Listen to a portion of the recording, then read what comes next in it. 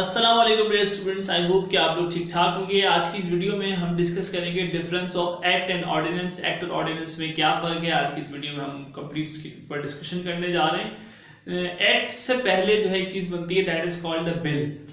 Bill दरअसल कानूनी हैसियत नहीं रखता, लेकिन बिल पेश इसलिए किया जाता है ताकि उस बिल को कन्वर्ट किया जा सके इनटू एक्ट या ऑर्डिनेंस। अब वो बिल एक्ट में किस तरह कन्वर्ट होता है और ऑर्डिनेंस में किस तरह कन्वर्ट होता है, हम इस प्रोसीजर को जानेंगे और यही दोनों का डिफरेंस है। दरअसल आपके बिल ने या तो एक्ट बनना होता है या तो ऑर्डिनेंस बनना होता है। अब एक्ट किस सूरत हाल में बनता है और ऑर्डिनेंस किस सूरत हाल में बनता है। एक्ट, आपका बिल एक्ट तब कहलाता है जब वो आपकी असेंबली के अंदर, लेजिस्लेटिव असेंबली के अंदर पेश किया जाए फॉर अप्रूवल, उसकी मंजूरी के लिए जब लेजिस्लेटिव असेंबली में उसे पेश किया जाता है, और अगर आपकी लेजिस्लेटिव असेंबली उसको पास कर ले तो that bill becomes the act. उसकी कानूनी वैल्यू होना शुरू हो जाती है after confirmation, after approval by the legislative your assemblies जो आपके कंट्री के अंदर काम कर रही है। लेकिन कभी सूरत हाल ऐसी हो जाती है, पॉलिटिकल इंस्टेबिलिटी आ जाती है, इकोनॉमिक इंस्टेबिलिटी आ जाती है और कुछ प्रॉब्लम्स आ जाते हैं। लाइक आजकल के ज़माने में कोरोना वायरस का प्रॉब्लम है, तो असेंबलीज अपना काम नहीं कर पा रही, या कोई पॉलिटिकल प्रॉब्लम आ जाता है, कोई बड़ी जो है वो ऐसी परेशानी हो जाती है कि असेंबलीज अपना काम नहीं कर पा रही। तो उस सूरत हाल में कुछ सिचुएशन ऐसी भी होती है कि हमें अपने लेजिस्लेशन को भी चलाना है, कानूनी चारा जो है उसको भी चलाना है, और कुछ ऐसे लॉज को इन्फोर्स करना ज़रूरी हो जाता है कंट्री के अंदर, जिसके लिए लेजिस्लेटिव असेंबली की अप्रूवल भी ज़रूरी है, लेकिन लेजिस्लेटिव असेंबली आपकी अवेलेबल भी नहीं है।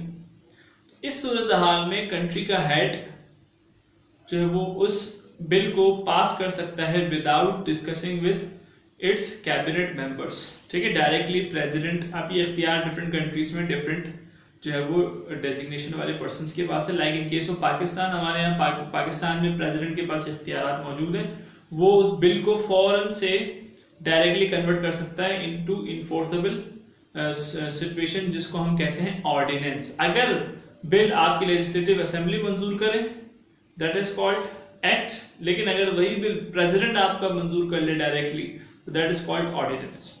लेकिन ऑर्डिनेंस के केस में क्या मसला है, आपका जो ऑर्डिनेंस है वो मंजूर तो कर लेगा प्रेसिडेंट, लेकिन वो इन्फोर्सेबल रहता है 90 डेज तक। ठीक है, यानी कि आपका जो 1/4 ईयर है, अगर आप पूरे साल को 4 हिस्सों में डिवाइड करते हैं तो 3 मंथ्स ये जो है वो इन्फोर्सेबल रहता है। इन 3 मंथ्स के अंदर अगर उस बिल को लेजिस्लेटिव असेंबलीज मंजूर करती हैं तो लॉ इन्फोर्सेबल रहेगा, वरना लॉ जो है वो ऑटोमेटिकली डिप्लीट हो जाता है और इन्फोर्सेबल नहीं रहता।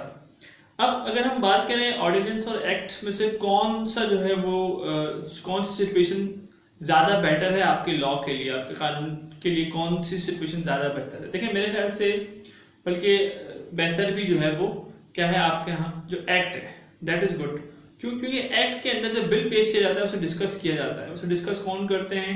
जो अवामी नुमाइंदे हैं वो उसे डिस्कस करते हैं, प्रॉब्लम्स हाईलाइट होते हैं, उसके अंदर जो है वो कुछ अच्छी चीज़ें ऐड होती हैं, जो चीज़ें जहाँ जिन चीज़ों पर ऑब्जेक्शन होता है उन ऑब्जेक्शन को क्लैरिफाई किया जाता है, देन उसके बाद उसकी मंजूरी होती है।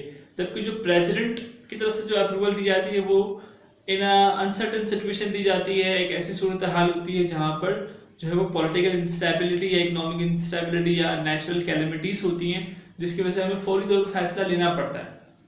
वो इफेक्टिव तो होता है लेकिन लॉन्ग टर्म नहीं होता, उसमें कुछ ना कुछ प्रॉब्लम्स रहने की चांसेस ज़्यादा होते हैं, क्योंकि फैसला कम लोगों ने किया। अब अगर 2 माइंड्स, 2 बंदे अगर काम, 2 दिमाग अगर फैसला ले और 1 दिमाग फैसला ले तो फर्क तो पड़ेगा। ठीक है, डिफरेंस है।